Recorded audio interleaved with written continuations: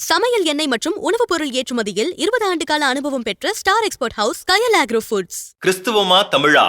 வரலாறு சொல்லும் ஆச்சரியமான உறவு. தமிழக நிதி அமைச்சர் மரிய வில்சனின் தமிழ் உச்சரிப்பு குறித்து ஏற்கனவே சர்ச்சைகள் எழுந்திருந்த நிலையில் சட்டப்பேரவையில் நடந்த ஒரு விவாதம் அதற்கு வேறு பரிணாமத்தை கொடுத்திருக்கிறது. கடையநல்லூர் எம்எல்ஏ ராஜேந்திரன் தமிழ் உச்சரிப்பில் அமைச்சர் கவனம் செலுத்த வேண்டும் என சுட்டிக்காட்டினார். அதற்கு பதிலளித்த மரிய வில்சன், நான் பிறப்பால் கிறிஸ்துவர், கிறிஸ்துவம் எனக்கு அன்பு, அமைதி, இரக்கம் ஆகியவற்றை கற்றுக் கொடுத்திருக்கிறது என்றார். அத்துடன் எவ்வளவு தமிழ் படித்தாலும் சிலருக்கு இந்த பண்புகள் தெரியவில்லை என்ற பொருளிலும் அவர் பேசியது சர்ச்சையை ஏற்படுத்தியது. குறிப்பாக மதிப்பு வாய்ந்த சட்டசபை விவாதத்தின் போது உறுப்பினர் ஒருவர் எழுப்பிய கேள்விக்கு பொறுப்பாக பதிலளிக்க வேண்டிய அமைச்சர் கொஞ்சம் உரத்த குரலில் கோபத்தை காட்டி பேசியது கடும் விமர்சனத்தை ஏற்படுத்தியிருக்கிறது. அமைச்சரின் இந்த பேச்சு அரசியல் விமர்சனத்தை கடந்து கிறிஸ்துவத்திற்கும் தமிழுக்கும் என்ன உறவு என்ற வரலாற்று கேள்வியையும் எழுப்பியிருக்கிறது. வரலாற்றை புரட்டி பார்த்தால் கிறிஸ்துவமும் தமிழும் முற்றிலும் எதிரெதிரான இரு உலகங்கள் அல்ல. கிறிஸ்துவத்தைச் சேர்ந்த பல அறிஞர்கள் தமிழை கற்று தமிழிலேயே எழுதி இலக்கியம், இலக்கணம், அகராதி, மொழிபெயர்ப்பு, அச்சு உள்ளிட்ட துறைகளில் குறிப்பிடத்தக்க பங்களிப்புகளை செய்திருக்கிறார்கள். தமிழச்சி வரலாற்றில் இதற்கான தொடக்ககால சான்றுகளில் ஒன்று 1578 வெளியான தம்பிரான் வணக்கம். ஹென்ரிகஸ் உருவாக்கிய இந்த நூல் தொடக்ககால தமிழச்சு நூல்களில் முக்கியமானதாக கருதப்படுகிறது. கிறிஸ்துவ போதனையை தமிழில் எடுத்துச் செல்லும் முயற்சி தமிழச்சு கலாச்சாரத்தின் வளர்ச்சியுடனும் இணைந்தது.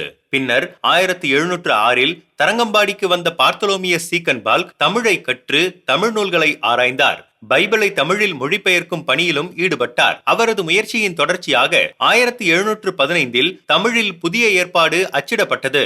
இது தமிழ் அச்சுத்துறையில் முக்கியமான திருப்பமாக அமைந்தது.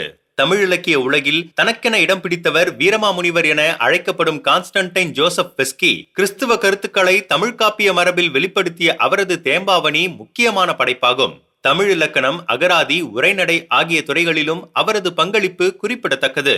அதே போல ஜியு போப் திருக்குறள், திருவாசகம் உள்ளிட்ட தமிழ் செவ்வியல் நூல்களை ஆங்கிலத்தில் மொழிபெயர்த்து உலக அளவில் அறிமுகப்படுத்தினார். ராபர்ட் கால்டுவெல் தென்னிந்திய மொழிகளின் ஒப்பிலக்கண ஆய்வில் முக்கிய பங்களிப்பை செய்தார். வேதநாயகம் சாஸ்திரியார், ஹென்றி ஆல்ஃபிரட் கிருஷ்ணபிள்ளை உள்ளிட்டோரும் தமிழ் கிறிஸ்துவ இலக்கியத்தை வளப்படுத்தினர். H.A. கிருட்டின பிள்ளை எழுதிய இரட்சண்ய யாத்திரகம் இதற்கு சிறந்த உதாரணம். இதற்கிடையில் பைபிளின் தமிழாக்கத்தையும் இந்த விவாதத்தில் தனியாக பார்க்க வேண்டியிருக்கிறது. தமிழில் பைபிளை நன்றாக படித்து அதன் பொருளை ஆழமாக புரிந்து கொள்வோரின் பேச்சிலும் எழுத்திலும் அதன் செழுமையான மொழிநடை தாக்கத்தை ஏற்படுத்தக்கூடும். சொற்செழுமை, உவமைகள், உருவகங்கள், நீதிக்கதைகள், அறக்கருத்துக்கள் என பல்வேறு கூறுகளை கொண்ட பைபிளின் தமிழ் வாசகனின் மொழி உணர்வையும் வளப்படுத்தக்கூடியது. எனவே கிறிஸ்துவத்தை பற்றி பேசும்போது அதன் தமிழாக்கம் உருவாக்கியிருக்கும் மொழி வளத்தையும் அமைச்சர் கவனத்தில் கொள்ள வேண்டும். அதே சமயம் அன்பு, அமைதி, இரக்கம், மனிதநேயம் ஆகியவை கிறிஸ்துவத்திற்கு மட்டுமே உரித்தானவை அல்ல. தமிழ் மரபிலும் இத்தகைய அறக்கருத்துக்கள் சங்க இலக்கிய காலத்திலிருந்தே வலியுறுத்தப்பட்டுள்ளன. திருக்குறள் அறம், அன்பு, ஈகை, அருள் ஆகியவற்றை மனித வாழ்வின் அடிப்படையாக எடுத்துரைக்கிறது. அன்பிற்கும் உண்டோ அடைக்குந்தாள் என்று வள்ளுவர் கேட்பதும் இதையே உணர்த்துகிறது. எனவே இந்த விவாதத்தை கிறிஸ்துவமா தமிழா என்ற போட்டியாக மாற்றுவது தேவையற்றது. கிறிஸ்துவ அறிஞர்கள் தமிழுக்கு செய்த பங்களிப்பை மறுப்பது வரலாற்று பிழை.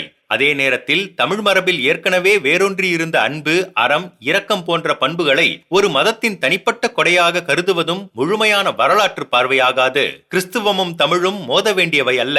கிறிஸ்துவர்கள் தமிழை வளப்படுத்திய வரலாறும் இருக்கிறது. தமிழ் மரபு மனிதநேயத்தை போற்றிய வரலாறும் இருக்கிறது.